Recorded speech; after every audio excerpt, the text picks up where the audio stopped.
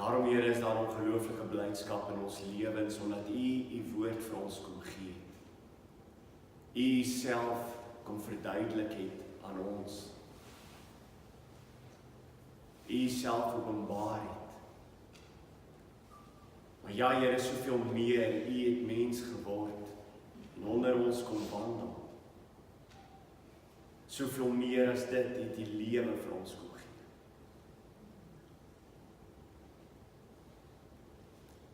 U het die dood oorwin.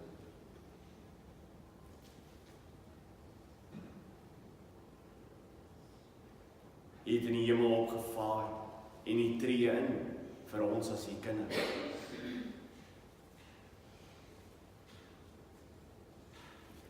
Soveel meer. Soveel meer as wat ons ooit kon dink of om te droom. Die skepsels.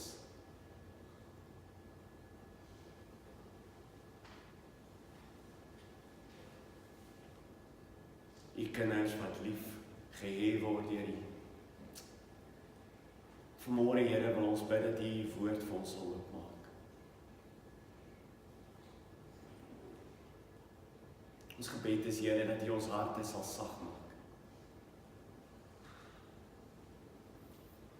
Dat ons na U woord sal luister en dat ons sal verander word en vernuwe sal word.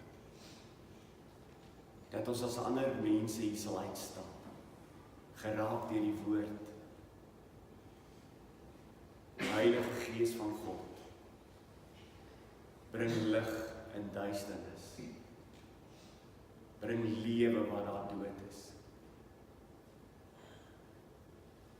Ons bid dit in U naam. Amen. Johannes 27 vers 20. Okay, ons het laasweek gekyk na Petrus. Jesus vir Petrus vra, het jy my lief? En dan sê hy vir hom op die einde, volg my. En dan vers 20, en Petrus het hom omgedraai en die disippels sien volg vir wie Jesus lief gehad het. Die een wat by die maaltyd op sy bors geval en gesê het, Here, wie is die verraaier? Toe Petrus hom sien, vra hy vir Jesus, Here, maar wat van hom? Jesus antwoord hom, as ek wil hê, dat hy bly totdat ek kom, wat gaan dit jou aan? Volg jy my? Hierdie woord het toe onder die broeders uitgegaan, dat daardie disipel nie sou sterwe nie. En Jesus het nie vir hom gesê dat hy nie sou sterwe nie, maar, as ek wil hê dat hy bly totdat ek kom, wat gaan dit jou aan? Dit is die disipel, daardie disipel wat van hierdie dinge getuig en hierdie dinge geskryf het, en ons weet dat sy getuienis waar is. En daar is nog baie ander dinge wat Jesus alles gedoen het, maar as hulle een vir een beskrywe moes word, sou die wêreld self, dink ek, die geskrewe boeke nie bevat het nie. Amen. Dis waar. Dis waar. Amen. Petrus het nou net gehoor dat sy prys vir die volg van Jesus gaan enorm hoog wees. Hy het gehoor dat hy sy lewe gaan verloor. Dat hy gelei gaan word na 'n plek toe waar hy nie wil wees nie op sy ou dag. Die prys is hoog vir my, maar wat van my vriende? Wat van hierdie een? Nou dit lyk vir my as jy na Petrus en Johannes, Jakobus was ook deel daarvan en 'n paar ander, of daar die hele tyd so half van 'n kompetisie tussen hulle was. Klomp jong manne. Okay? As ons kyk na Johannes, Jakobus en hierdie ouens se ouderdomme, en jy sien dat Johannes en Jakobus se ma byvoorbeeld kom na Jesus toe om te praat oor waar kan haar 2 seuns sit. Absolute arrogante ma, kry hy, né?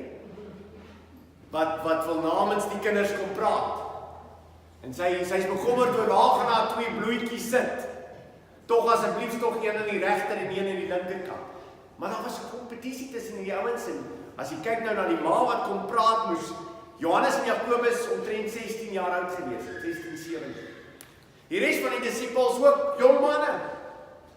En daarom hierdie absolute kompetisie tussen hulle. Jy sien dit byvoorbeeld as hulle na die graf toe gaan. Onthou wat gebeur het toe hulle na die graf toe gaan.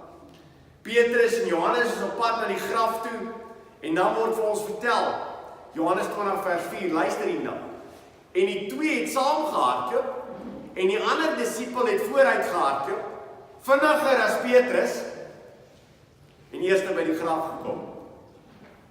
Okay, so daar was die hele tyd hierdie ding gewees van, as dit nou met my gebeur, wat nou van Johannes? Wat gaan met Johannes gebeur? Ek sal graag wil weet wat met Johannes gebeur. En Jesus se woorde is baie duidelik. Jy volg my en hou op na ander mense kyk, wat my kinders is. Hou op na hulle kyk. Nou voordat ons met dit aangaan, wil ek net mooi verduidelik, want baie keer het mense die idee, okay, so ek moet nie na ander mense kyk nie. Dis waar. Die Bybel sê vir my, haal eers die balk uit jou eie oog uit, voor jy die splinter uit jou broer of jou suster se oog uithaal. Maar dit gaan daaroor dat asseblief tog moet dit nie misverstaan nie. As iemand besig is in sonde te lewe, is dit die verantwoordelikheid van my as gelowige om daai persoon aan te spreek. Ek kyk eers na my eie lewe en dan gaan praat ek met daai persoon oor sy lewe of haar lewe. Dit is duidelik vanuit die Bybel, ons 'n paar keer daaroor gepraat. As jy wil nog 'n gedeelte 1 Korintiërs 5 gaan lees dit. Baie mense het ook 'n idee. Wel as jy 'n predikant is, moet jy baie pas op om oor daai persoon te praat. 'n Deel daarvan is waar. Maar as 'n predikant besig is om droog te maak, dan sê die Bybel baie duidelik wat moet jy met daai persoon doen. En hy gaan so ver, hy sê jy moenie eens saam met so 'n persoon eet nie. 2 Johannes. Vermy daai persoon. Moenie eers met hom groet nie. Soos iemand besig is om die woord van God te verander of nie te verkondig soos wat dit in die Bybel staan nie, so 'n predikant moet jy nie eers groet nie. Jy moet niks met so 'n predikant te doen nie of pastoor nie. Bybel is duidelik daaroor. So kom ons verstaan nie mekaar mis nie. Dis nie waaroor hierdie gedeelte gaan. Hierdie gedeelte gaan oor iets baie dieper in ons verhouding wat ons het met die Here. In die Korintiër gemeente, die vroeë gemeente, sien ons al reeds daar is hierdie ding van lidmate wat kompetisie het oor wie was nou die beste ou wat hier by ons bediening gedoen het. En hulle het hierdie ouens met mekaar vergelyk. Luister hierna. 1 Korintiërs 3 vers 4. Want as die een sê ek is van Paulus. Okay, so in die gemeente is daar ouens en die een sê ek is van Paulus. Paulus is die ou wat vir my lewe gewerk het. Ek is vir Paulus. En die ander een, ek is vir Apollos. Is julle nie vleeslik nie? Is julle nie vleeslik nie? Gaan dit nie oor die vleeslike in julle lewens nie? En dan sê hy vers 5, wie is Paulus dan? En wie is Apollos? Anders as dienaars deur wie julle gelowig geword het. En dit soos die Here aan elkeen gegee het. Nou kyk, so wie het dit vir hulle gegee? Die Here het dit vir hulle gegee. Hy sê ek het geplant, Apollos het nat gemaak, maar God het laat groei. So is dan hy wat plant of hy wat nat maak niks nie, maar God wat laat groei. Baie belangrik. So daar's een ou, jy in jou lewe, jy's besig om 'n getuienis te lewe vir iemand. En jy stap dalk lank aan op pad met hierdie persoon. En jy's besig om in hierdie persoon se lewe sê maar te saai. Vertel hom vir die evangelie. Vertel hom die evangelie. Okay. Dan kom maar iemand anders op 'n stadium in sy lewe en hy maak nat. En op 'n stadium kom hierdie persoon tot wedergeboorte. Was dit die persoon wat gesaai het? Was dit die persoon wat nat gemaak het? Nee, die Bybel sê vir ons, wie gee lewe? Alle lewe kom van God af. En dis wat Johannes 3 vir ons vertel het. Die Gees bring wedergeboorte, is dit nie? Hy bring die lewe. Hy maak dooie mense lewendig. So dit nie te maak met jou en met my nie, maar dit te maak met hy wat die verandering in mense se lewens bring. So hy gebruik ons. Hy gebruik ons in mense se lewens. Hy sê hierso vers 9, want ons is medewerkers van God. Die akker van God, die gebou van God is julle.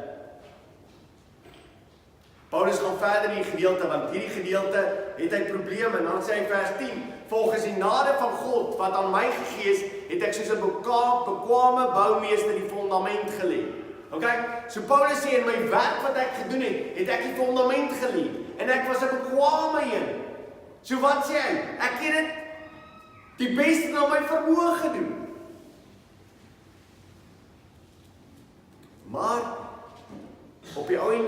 ons weet, die fundament lê, as wat daar gelê is in Christus Jesus. Christus Jesus is die een wat hy gelê het. Hy het vertel. En dan vers 12, as iemand op die fundament bou, goud, silwer, kosbare stene, hout, hooi, stoppel. So Paulus het in die fundament gelê, hulle het vir ons die woord gegee, ons gaan vertel dit vir ander mense. En die manier hoe ons lewe, en die manier hoe ons sy woord verkondig, is ons of besig om goud te bou op die fundament, of silwer, of kosbare stene, of hout, of hooi, of stoppels. Klink vir my soos die 3 varkies. Kan dit so onthou? Alright? Onthou dit so. Die 3 varkies, die een het bakstene, die ander het stokkies, en die ander het strooi. Ok, en wat het gebeur met die 3 varkies, toe die wolf aankom? Hy kom by die strooi, en die wolf die blaas. Ek wil eendag kleinkinders hê, dat ek vir hierdie stories daar vertel. Goed, en hy het geblaas, en wat het met die huisies gebeur? Behalwe die een wat baksteen was. Nou luister wat sê hy dan. Hy sê, elkeen se werk sal aan die lig kom, want die dag sal dit aanwys, omdat dit deur vuur openbaar sal word. Deur vuur sal dit getoets word. So wat sal gebeur in hierdie konteks? Wat sal gebeur met die wat hout, hooi en stoppels mee bou? Sal brand.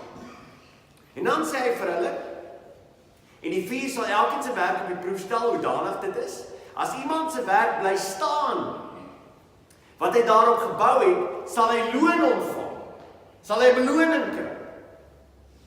As iemand se werk verbrand word, sal hy skade ly, alhoewel hy self gered sal word, maar soos vuur heen. Okay? So ons is besig om in God se werk, besig om te doen wat hy van ons vra, besig om die evangelie te verkondig. Maar ons gaan eendag voor die Here staan en hy gaan oordeel hoe ons gewerk het vir hom. En as mense wat gewerk het vir hom, en die verkeerde bedoelings gehad, verkeerde redes gehad, allerhande verkeerde goeders was in hulle lewens rondom hulle verkondiging van die woord, en die Here sê, ek gaan dit eendag toets. En dan op die ou ende, as dit nie staande bly nie, gaan dit verwoes word. Dit gaan verwoes word, en jy gaan nie 'n beloning daarvoor kry nie, maar jou siel gaan nog steeds gered word. Ok? So hier praat ons van 2 gelowiges. Die een is albei besig om vir die Here te werk. Verstaan julle dit? So albei besig om vir die Here te werk. Dan kom die Here eendag en hy bring hierdie 2 persone voor hom, wat vir hom gewerk het. Wie werk almal vir die Here? Almal van julle, nê? Is nie net ek nie, almal van julle werk vir die Here. Julle is besig om in die oesing te gaan elke week en vir die Here te gaan werk. En eendag gaan die Here julle roep en ons gaan voor die Here staan en die Here gaan dit toets. En ek wil net gou vir jou sê, wat jy moet onthou is, dit gaan nie oor of jy 'n predikant is of iemand wat in 'n gewone werk sit nie. Jou beloning gaan nie bepaal word oor dit nie. Jou beloning gaan bepaal word oor hoe jy dit gedoen. Want die Here het nie almal van ons predikante gemaak nie. Moenie almal predikante word nie, sê die Bybel. Hoekom? Want hulle gaan erger geoordeel word as die res. So pas op. Pas op as jy dink dit is al 'n ding wat ek wil gaan doen, want daai ou wat daar voor staan gaan erger geoordeel word as enigiemand anders. Maar almal van ons gaan eendag voor die Here staan en die Here gaan sê, kom, ek gaan toets hoe jy gewerk het. Maar dan as dit klaar is, die toets is gedoen. En die belonings is gegee. Albei van hierdie groepe gaan gered word nog steeds. So ons praat nie hier van ongelowig nie. Ons praat hier van mense wat kinders van die Here is, wat die Here sê, ek gaan eendag toets hoe jy geleef het. Nou 'n goeie voorbeeld daarvan is altyd vir my Jona en Jeremia. OK. En dis hoe gevaarlik dit is om hierdie kant van die ewigheid oor iemand se werk wat hy vir die Here doen te oordeel. Dis baie gevaarlik.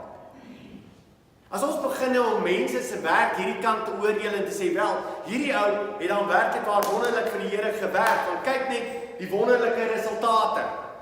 Nou as 'n ou is wat 'n goeie resultate gehad het, my liewe mense, was dit nou Jona. OK.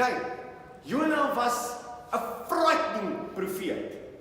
Hy het dit nie eers met 'n vriendelikheid gedoen nie.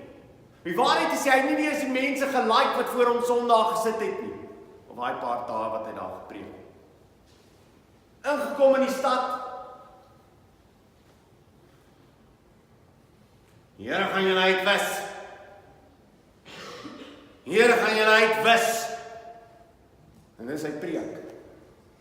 OK? En die mense kom tot bekering. Nie net bietjie nie, die hele stad. Tot die koning, almal kom tot bekering. En jy sal sê, wow, Jonah, you're the man. He's amazing. Jonah was 'n amazing profeet. Kom ons stel op, hoeveel ouens het in sy lewe tot bekering gekom? Skryf dit neer. Wat 'n ongelooflike bediening. Dink jy Jonah gaan eendag voor die Here staan oor sy bediening in Ninive, want ek weet nie veel van sy res van sy bediening nie. Maar kom ons praat oor sy bediening in Ninive. Dink jy Jonah gaan eendag voor die Here staan en sy toetswerke gaan getoets word deur vuur heen? En Jonah se werk in Ninive gaan getoets word, dat dit gaan staan en die Here gaan sê, Jonah, jy het 'n great job in Ninive gedoen. Julle sukkel like my. Gaan die Here sê, is 'n wonderlike werk wat hy gedoen het? Nee! Dis hoekom dit so gevaarlik is om te kyk na wat? Na goeders wat ek kan meet. Ek is so bang. Ek sien meeste al hoe meer van hierdie ouens wat boeke skryf en vertel van wat die Here in hulle bedienings gedoen het. OK? En dit gaan meer oor wat hy gedoen het as wat die Here in sy bediening gedoen het. Gaan nie oor jou nie. Gaan nie oor wat jy bewerkstellig het nie. Want jy op jou eie kan zero doen. As jy verstaan dat wat God kom doen het, en jy verstaan dat dit alles God se werk is, dan verstaan jy, elke dag gaan ek uit in hierdie wêreld en ek gaan verkondig God se woord deur die manier hoe ek lewe. As die Here my geleentheid gee, dan praat ek met iemand oor die Here, en ek wil dit doen voluit, maar ek weet verseker, ek kan niemand se lewe verander nie. Niemand. Die Here gaan nie eendag vir my rekenskap gee omdat ek nie mense se lewens verander nie. Dis sy werk. Hy gaan vir my vra, was jy getrou? Het jy aangehou? Het jy aangehou met bid vir daai persoon? Of het jy moedeloos geraak? Het jy aangehou met daai persoon vir hulle bid? Het jy aangehou leef? Want die ander persoon wat ek wil vergelyk vir Jonah mee is Jeremia.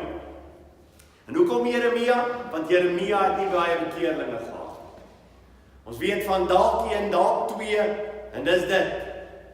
Deur sy hele lewe. En die ongelooflike van Jeremia is, dat die Here hom gewaarsku het voor die tyd. Die Here het gesê, ek gaan vir jou stuur na 'n weerbarstige volk. Hulle gaan nie vir jou luister nie. As ek jou maar na 'n ander volk toe gestuur het, wat van 'n ander taal was, hulle sal jy na jou luister. Maar hierdie volk gaan nie na jou luister. Wat 'n ongelooflike, wonderlike, positiewe begin in jou bediening. Dat die Here vir jou sê, hoor hierso, mense gaan nie na jou luister. Jy gaan vir hulle vertel, hulle gaan nie luister. As Jeremia eendag voor die Here staan, en die Here gaan Jeremia se werk toets. Wat gaan Jeremia se werk, hoe gaan dit lyk teenoor Jonah se? In ons lewens moet ons altyd onthou is dat, en dit wat Petrus moet onthou is, Petrus, die Here beloof hom, hy gaan lyding ervaar. Maar sy grootste bekommernis is, Here, gaan die ander ook lyding ervaar? Gaan ander mense ook lyding ervaar, soos dat ek lyding ervaar? Nou die Bybel is baie duidelik, dat as ons kinders van die Here is, gaan ons lyding ervaar. Kyk, kom ek gee vir jou gou 'n teksvers vir dit. Daar's baie. 2 Timoteus 3 vers 12. Maak dit gou. Ek wil graag hê jy moet hierdie teksvers saam met my lees.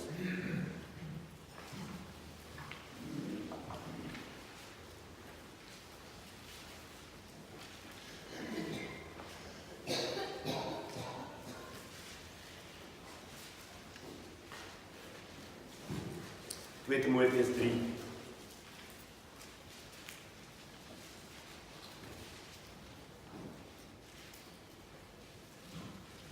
Timoteus 3 vers 12. Luister wat staan daar. En almal Almal is redelik inklusief, né? Almal. Paulus skryf vir die gemeente en hy sê almal. Hy sê so, almal, alle gelowiges, almal. As jy gelowig is, val jy onder almal. Ken jy Afrikaans? OK. As jy gelowig is, val jy onder almal. Ja, jy val onder almal. OK? So, as ons hier gaan praat, is almal. As niks wat geheim in hierdie teks is nie, dit is almal. OK?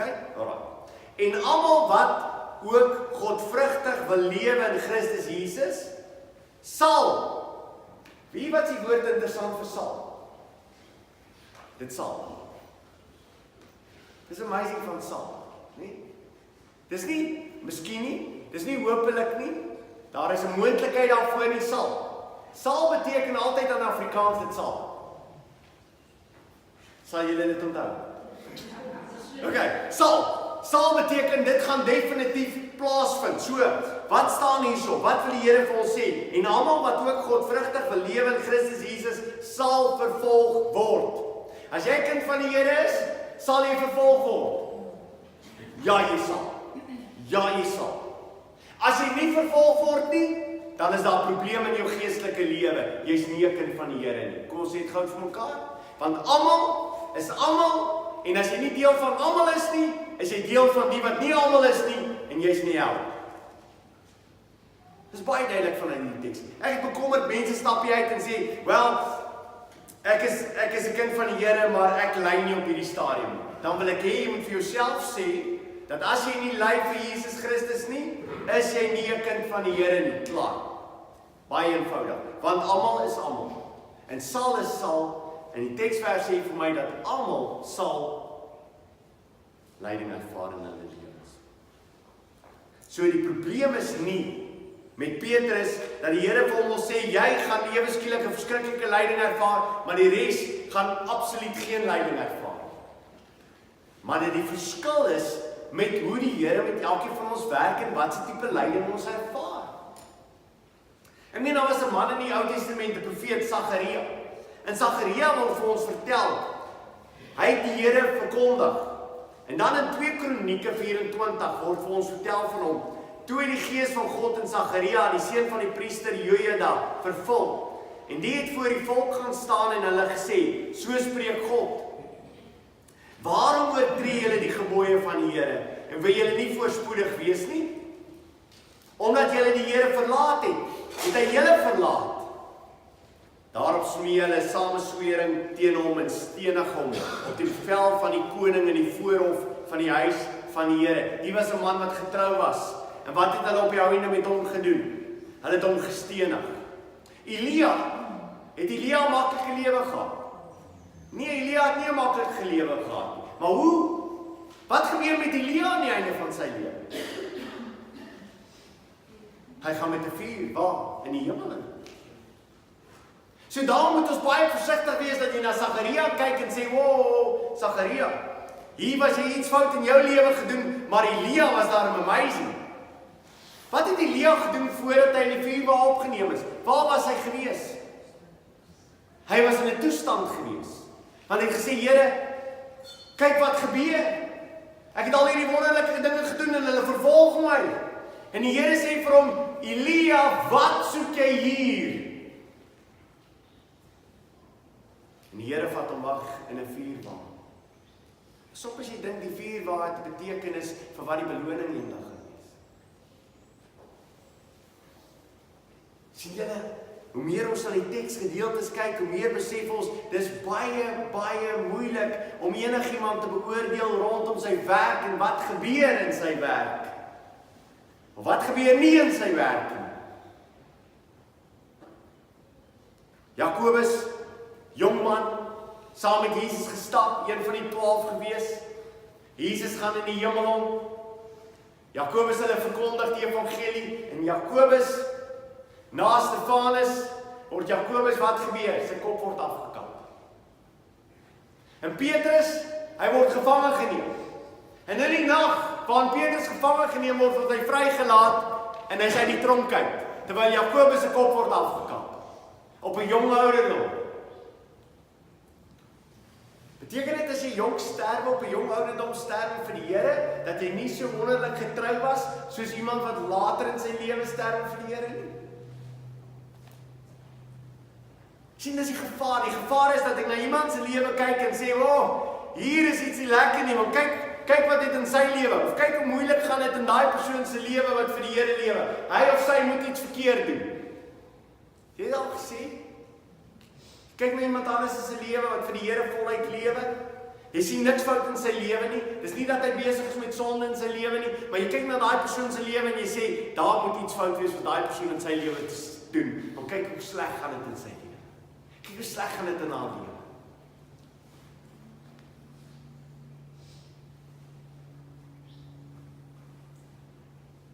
Johannes sou op die ouende sterwe op Patmos.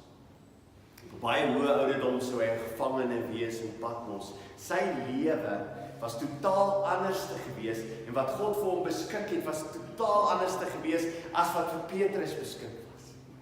Maar dit was God gewees wat hulle gelei het en hulle bestuur het waar hy hulle wou gebruik het. En terwyl Johannes op Patmos was, vir God gehad het, hy moes wat doen? Eers Openbaring skryf.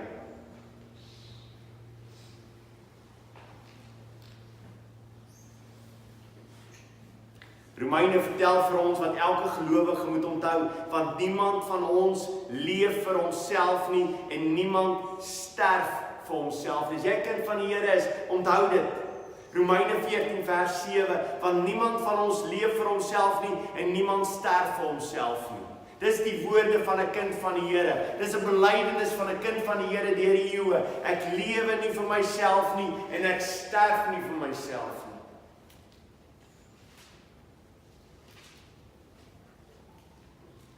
Vir my is die lewe Christus en die sterwe is wins. Ek lewe nie vir myself. Wie wat het gebeur met die kerk van die Here Jesus Christus? En weet wie wat gebeur het met gelowiges? Ons lewe vir onsself. Ons lewe vir onsself. En daarom gaan dit oor wat ek van hou en wat ek graag wil hê. En baie van ons is so bang om met ander mense te meng in die kerk, want ek sê, dis nie my persoonlikheid nie. Of ek het nie nou tyd nie. So weet wat, jy lewe net vir jouself. Het gaan net oor jouself. Het gaan oor wat maak jou gelukkig. As jy kind van die Here het, dan sê jy, ek leef nie meer vir myself nie en ek sterf nie meer vir myself nie. Ek lewe vir Jesus Christus en alles wat ek wil doen is om sy naam te verheerlik. Romeine 14 vers 8 gaan dan aan, want ons leef ons tot eer van die Here. En dis die vraag, leef jy tot eer van die Here? Dis wat die Here van jou wil weet, is leef jy tot eer van sy naam? As jy vanmôre na jou eie lewe kyk, ons gaan nou vir onsself vra wat die Here van ons vra, maar leef jy tot eer van die Here? Is jou lewe eer vir God? Onthou, wat het hy nou net vir Petrus gesê? Hy het gesê vir Petrus, net voor hy vir hom vra, en Petrus vir Jesus sê oor Jesus, maar wat van hom? Sê Jesus vir Petrus 'n interessante ding in vers 19. Hy sê, en dit het hy gesê om aan te dui, deur hoedanige dood hy God sou verheerlik. My lewe moet God verheerlik. My sterwe moet God verheerlik. Luister weer na Romeine 14 vers 8. Want as ons lewe, leef ons tot eer van die Here. Leef jy tot eer van die Here? Is jou lewe 'n lewe dat as mense dit ophou, eer hulle God deur jou lewe?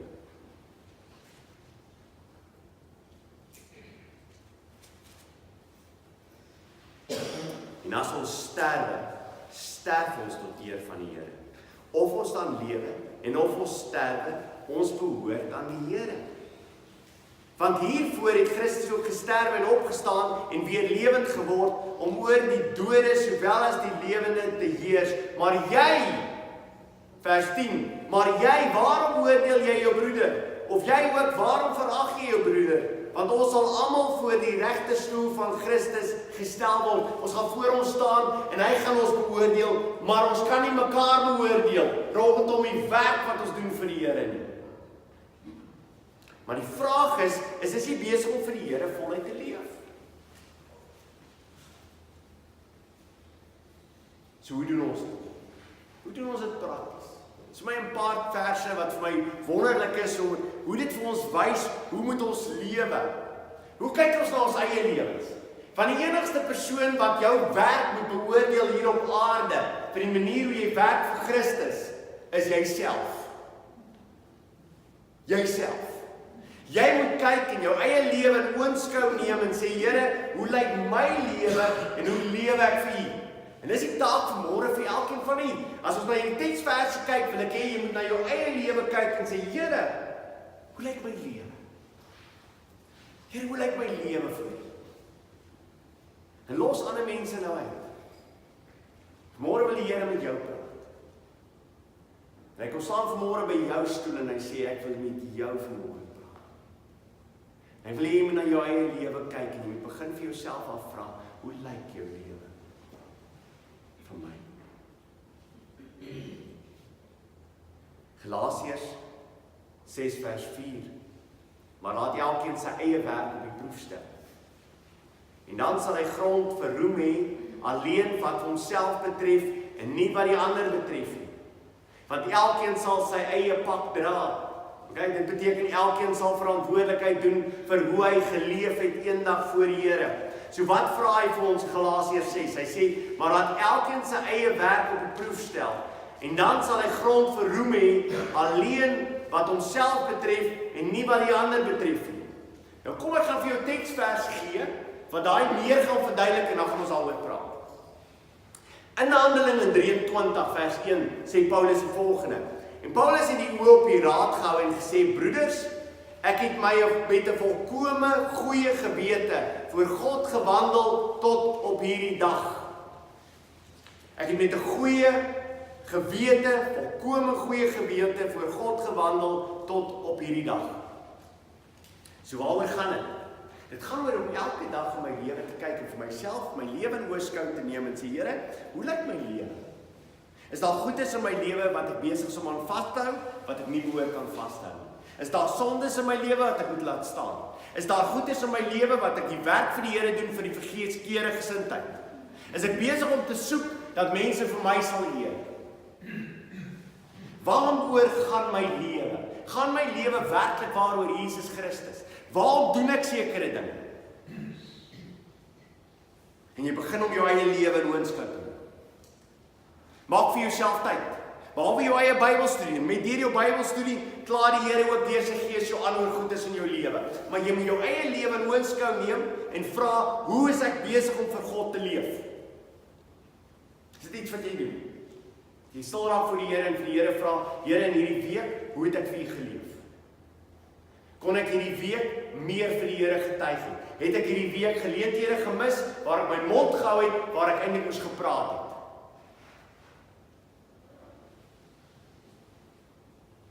En dan is daar tye wat ek vir die Here sê, Here, dankie dat ek in hierdie tyd dit reg gedoen het. Dankie dat daar tye was wat ek dit wel gedoen het. Dankie Here vir dit. En ek is opgewonde daaroor. Hoekom sê hy vir my, roem daarin? Op grond hê om te roem hê, alleen wat homself betref en nie wat ander betref nie. Want ek weet dat die een wat die werk in my gedoen het om dit te kan doen, was wie? Was hy alleen gewees. En daarom dit wat plaasvind tussen my en God, het nooit uit te waai met enigiemand anders te nie. Stap jy buitekant rond en sê, wie, wat kom ek vertel jy net gou, wat die Here hierdie week in my lewe gedoen. Is awesome. En dan gaan dit oor jou. En jy kan dit probeer, hoe kaal so al verdoesel om te lyk of uiteindelik alles oor die Here gaan. Maar ons almal weet dit gaan eintlik oor jou. En jy kan dit hoe probeer vertel dat jy in nederigheid. Jy vertel hoe amazing wat ek alles hierdie week vir die Here gedoen het. Daar was mense gewees wat regtig swaar gekry het en ek het uitgegaan. My harde werk wat ek gedoen het vir rondom geld hierdie week wat ek verdien het en ek het dit bymekaar gemaak en ek het dit vir daai familie gegee. Ja, die Here was goed vir my om dit te kan doen. Jy lieg man. Gaan maar jou. En ek weet in my eie lewe hoe baie keer ek dit al gedoen het en dan weet ek aan na, dan klaar die Here my aan en sê ek,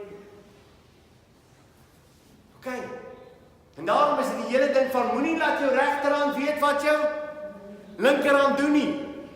Dit het nie te maak dat ek ewe skielik alles in die geheim doen nie. Dit het te maak oor dat ek besef, alles wat ek doen, wil ek doen, dat hy my eendag eer, en nie mense nie.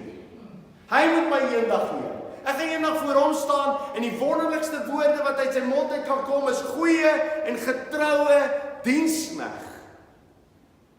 Oor min was jy getrou. Oor baie gaan ek jou aanstel. Gaan dit nie wees 'n amazing nie, as wat iemand vir jou sê, "Hi, jy's great. What a man." En agteraf sê hy, "Nee, hy al volg aan homself." Maar wat die verskil as ek eendag voor die Here staan, en ek sien sy aangesig. Hy sê, "Hier, well done. Well done." En daarom moet ons elke keer ons eie lewe ondersoek, is dit nie? Want ek wil nie eendag voor hom staan en ek het nie dit gedoen wat hy van my gevra het nie. Ek wil nie eendag voor hom staan en ek het 'n mislukking van my lewe gemaak omdat ek nie vir hom gelewe het nie, maar vir myself gelewe het. Daarom sê 2 Korintiërs 1 vers 12, want ons roem is dit, die getuienis van ons gewete, dat ons in die eenvoudigheid en reinheid van God, nie in vleeslike wysheid nie, maar in genade van God in hierdie wêreld verkeer het, en veral by julle. Ons het in die eenvoudigheid, ons het die Here se woord vertrou. Ons het die Here se woord vertrou van Genesis af dwars deur. Ons was nie vol van onsself nie. Ons het nie vertrou op ons eie denke nie. En ek dink baie mense wat kinders van die Here is, moet sommer begin by Genesis. En sê die Here het geskep en hy het geskep in 6 dae en dis great. My kop is anyway te plat om dit verder te verstaan.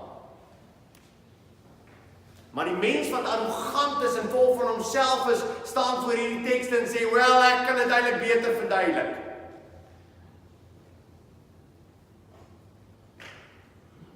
God het dit bepaal, God het besluit. En ons as sy mense, sy kinders sê, ons gaan niks doen in vleeslike wysheid nie. Ons onderwerp ons aan God se woord, want as God so gesê het, dan doen ons dit so. Ek is nie slimmer as God nie. As God bepaal dis so 'n huwelik lyk, dan lyk 'n huwelik so. As God wil hê 'n man moet die hoof wees en die vrou moet die een wees wat die helper is, dan is dit so. En ek is nie arrogant genoeg om by 'n punt te kom en te sê, well, vroue, julle het so ontwikkel deur al die spesies, dat julle nou ook hoof kan wees nie. Nee, jy is nie die hoof. En jy sal nooit die hoof wees nie. Want God het jou nie die hoof gemaak nie. En die man het niks om oor te roem nie.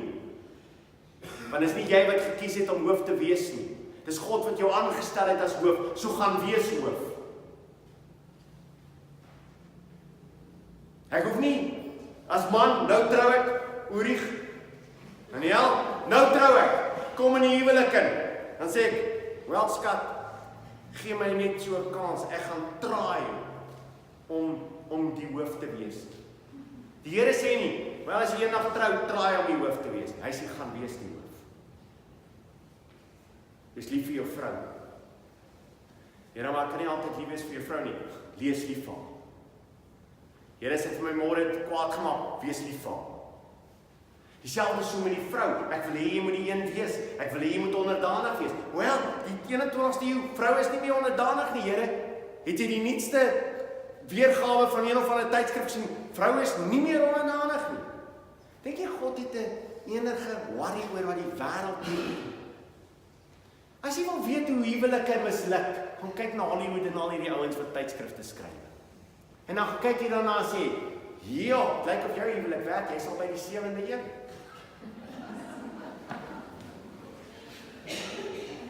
God het bepaal, en in die wysheid wat God bepaal, doen ons soos God sê. En wie enigiemand wat voor God se woord staan en sê, ek wil dit aanpas. Paulus sê, ons doen dit, want ons besef, ons het nie die wysheid wat hy het nie. Ons verstaan nie wat hy verstaan nie. En ons gee vir hom die eer, want hy is magtig en ek is nie. Volgende verdediging ding, so ek ondersoek myself. Ek ondersoek myself. En dis iets wat ek as Christen elke dag van my lewe moet doen. Ek moet myself gaan ondersoek. En as jy jouself klaar ondersoek het, wat doen jy dan? Voordat ons na die tweede punt toe gaan. Okay, dan kap jy nie 'n deprou nie. En jy lê op jou bed, totdat jy beter voel. Jy gaan daar op jou knieë, en jy bely wat jy verkeerd gedoen het, en jy sê, Here, gee my 'n nuwe kans, 'n nuwe dag, en jy staan op en jy gaan lewe vir Jesus Christus, met vreugde in jou hart. Dis verby, vergewe. Baie mense nou, ek gaan dit nooit maak. Hoeveel jare sukkel ek al? Rubbish, los dit, bely dit, laat staan dit, en gaan aan. Gaan lewe in die oorwinning van die Here. En selfs al het jy 'n terrible week gehad en jy terrible droog gemaak, bely dit op jou knieë, huil voor die Here en sê, Here, ek het droog gemaak vir U. En hy vergewe jou en jy staan op en jy gaan lewe vir hom. Dis die verkondiging van die evangelie. Jy's 'n nuwe mens in Christus. Die ou is verby. Kyk, alles is nuut. Wat kan ek nog doen? In my eie lewe. Want onthou, ek kan nie oor iemand anders se werk oordeel nie. En ek mag nie oor iemand anders se werk oordeel nie. En baie keer die rede hoekom ek oor ander mense se werk oordeel, is omdat ek wil beter voel oor myself. Daarom wil ek graag myself meet as ander, dat ek bietjie beter oor myself voel. Jy het nie 'n cooking clue wat in 'n ander persoon se lewe aangaan nie. Jy het nie 'n idee wat God besig is met daai persoon se lewe nie. Die enigste tyd wanneer jy jou mond moet oopmaak teenoor iemand anderste, is wanneer hy besig is met sonde in sy lewe, of sy. Of besig om valse goed te verkondig. Maar verder weet jy niks van God se pad met daai persoon nie. Hou jy besig met jou eie lewe rondom dit. God se pad met my lewe. Hoe lyk my lewe vir hom? Efesiërs 6 vers 5. Diensknegte, wees gehoorsaam aan julle Here en aan die vlees met vrees en bewering in opregtheid van julle hart soos aan Christus. As jy vir iemand werk en jy het 'n baas waarvoor jy werk, hoe werk jy vir daai baas? Met vrees en bewering. Hoekom met vrees en bewering? Want jy weet, jy het 'n verantwoordelikheid deur die grootste baas wat in jou lewe is. En dit is God self. Jy werk nie vir hierdie persoon nie, jy werk vir hom. So dit maak nie saak wie die baas is nie. Is it amazing? Weer terugkom net na die huwelik toe. Het gaan nie oor hoe my man is nie. Want die eintlike hoof is wie? Is Christus. En daarom doen ek alles vir hom. It's amazing hoe die goed is om mekaar skakel. Hy sê dan, met vrees en bewering opregtheid van julle hart soos aan Christus. So alles wat ek doen, doen ek dit asof ek dit doen vir Christus. As jy môre in jou werk instap, vir wie doen jy jou werk? Vir Christus. As jy in die skool instap en jy's onderwyser, jy stap daar en jy's 'n bestuurder, jy's besig om in iemand se kar te werk. Johan? Iemand se huis te bou, Andries? Dan doen ek dit vir wie? Vir Christus. Kan jy sien hoe kom die lyne reg? Karre kom in overdrive. Bestuur is nou heeltemal 'n ander ding. My verhouding teenoor my man en my vrou is totaal anders te hoekom, want ek doen dit vir Christus. Doen dit vir Christus. Doen dit van harte soos aan Christus. Nie met oordiens soos mense behaars nie, maar soos diensknegte van Christus wat die wil van God van harte doen. Een van die belangrikste dinge in my lewe as 'n kind van die Here is, moet ek verstaan dat elke oomblik wat ek besig is om te lewe, is ek besig om te lewe met God wat weet wat ek doen. Daarom, wat ek doen elke dag, is ek nie besig om vir mense te probeer gelukkig maak nie. Daar's baie van ons wat dit doen. En hoeveel keer het ons al gedoen? Die baas is nie daar nie. Drink ons koffie. Ja. En dan werk om in hierdie kantoor te werk. Wonder wanneer kry ons 'n ekor. Goeie baas. Okay, is julle besig met die goeders? Hæ? Gaan jy baas? Dit was amper. Ek het nie 'n baas nodig. Ek het nie iemand nodig wat in my studeerkamer sit nie. in my dop te hou en te sê, Johan, wat doen jy? Want ek het 'n lewende God, saam met wie ek wandel, wat presies weet hoe ek my werk elke dag doen. En selfs al sien niemand anders dit raak nie, hy sien dit raak. Ek kyk na my lewe, en hy weet wat ek doen, selfs al doen niemand anders dit nie. Niemand sien dit raak nie. Baie van ons sê, maar niemand sê ooit vir my hoe wonderlik die werk is wat ek doen nie. En baie ma's is so, is dit nie? Jy het daai klein babatjie en jy vat hom en jy maak sy skoon en jy doen al hierdie goeders en niemand sê, dankie mama, jy is seker. Nee, die enigste ding wat hy doen is, ok, en jy gaan aan. Hoekom? Want ek doen dit vir die Here. En eendag gaan ek voor die Here staan en die Here gaan sê, jy was 'n awesome ma. Jy was 'n awesome ma. Jy het jou kinders groot gemaak soos ek wou gehad het, jy moes hulle groot maak. Well done. Jy was 'n awesome pa. Die tyd wat jy met jou kinders spandeer het, en goeie saam met hulle gedoen het, niemand anders te weet dit nie. Awesome pa. Daar by jou werk, almal het sleg van jou gepraat. Almal het agteraf van jou gepraat. Maar jy het aangaan. Jy het aangehou vir my lewe, jy het altyd 'n vriendelikheid gehad, vrolikheid gehad. Well done.